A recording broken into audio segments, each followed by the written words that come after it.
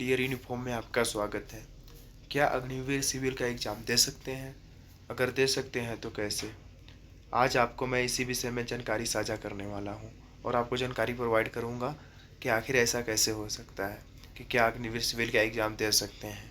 Civil का exam मतलब railway, police, CAPF, SSC, other किसी भी सेक्टर का एग्ज़ाम क्या अग्निवीर दे सकते हैं।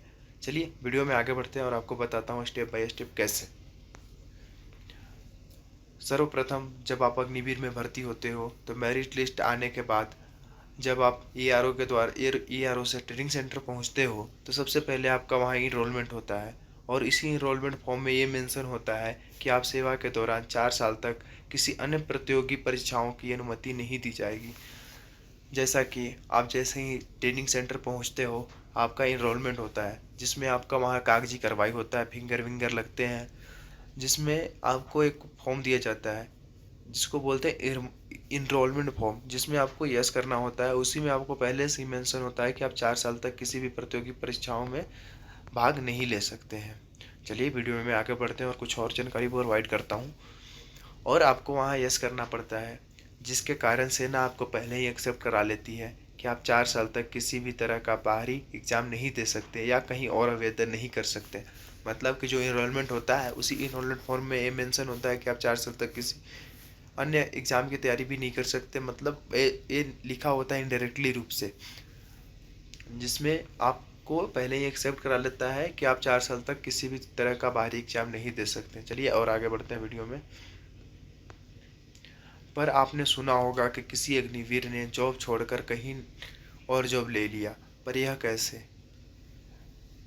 चलिए इसे बात है कि आपने कहीं ना कहीं सुना होगा, अभी लेटेस्ट खान का सर का ही न्यूज आपने मतलब खान सर का ही आपने सुना होगा। उन्होंने कह रहे वो कह रहे थे कि अग्निवीर का इतना बुरा असर पड़ रहा है कि अग्निवीर सारे जॉब छोड़कर पुलिस में भर्ती हो रहे हैं। पर ये कैसे संभव है? चलिए आपको मैं बताता हूँ। आप पहले तो अपनी मर्जी से सेना या अग्निवीर की जॉब छोड़ नहीं सकते, पर रिक्वेस्ट कर सकते हैं। जैसे आपने फिल्मों में देखा होगा कि जाते हैं रिजाइन रिजाइन स्लिप पटक के और आ जाते हैं कि फौज की नौकरी मैंने छोड़ दिया है। आप रिजाइन नहीं कर सकते, इसमें आप रिक्वेस्ट कर सकते हैं जिसके दया उपरांत आपको फौज छोड़ दे। मतलब आपको यहाँ पे हक नहीं है कि आप फौज की नौकरी छोड़ो, आप वहाँ रिक्वेस्ट कर सकते हो। चलिए वीडियो में आगे बढ़ते हैं।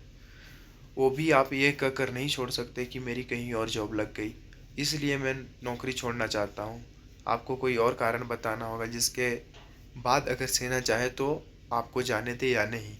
मतलब आपकी अगर मान लो कहीं और नौकरी लग जाती है, अगर आप फौज में कहते हो कि मेरी कहीं और नौकरी लग गई, इससे अच्छी नौकरी लग गई, मैं वहाँ नौकरी करना चाहता हूँ इसलिए मैं जॉब नहीं करूँगा, मैं जॉब छोड़ना चाहता हूँ, तो फौज आपको ऐसे छोड़ने नहीं देगी। आपको कोई और कारण बताना होगा जिसके बाद अगर आपको सेना चाहे तो जाने दे या नहीं। चलिए और आगे बताता हूँ। मतलब लास्ट में फाइनल निष्कर्ष यही निकलता है कि आप भर्ती होने के बाद 4 साल तक जॉब करो, अपने तैयारी को बूस्ट करो। मतलब भर्ती अगर अग्निवीर में हो गए हो तो क्यों इतना पंगे लेना। 4 साल तक जॉब करो, तैयारी को, अपनी जो तैयारी आपका है ये मान लो कि आप इससे बेहतर कर सकते थे, वो जो तैयारी है उसको आप बूस्ट करो।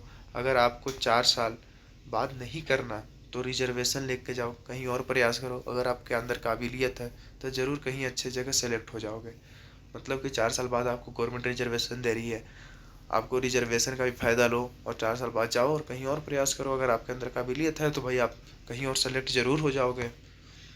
अगर आपको वीडियो अच्छी लगी हो तो आपको इसमें जानकारी काम की लगी हो तो वीडियो लाइक करें। अगर आप इसी तरह का इन्फॉर्मेटिव वीडियो चाहते हैं तो चैनल को सब्सक्राइब करें, बेल आइकन प्रेस करें ताकि जब भी मैं ऐसी वीडियो डालूँ तो नोटिफिकेशन सबसे पहले आप तक पहुँचे। जय हिंद।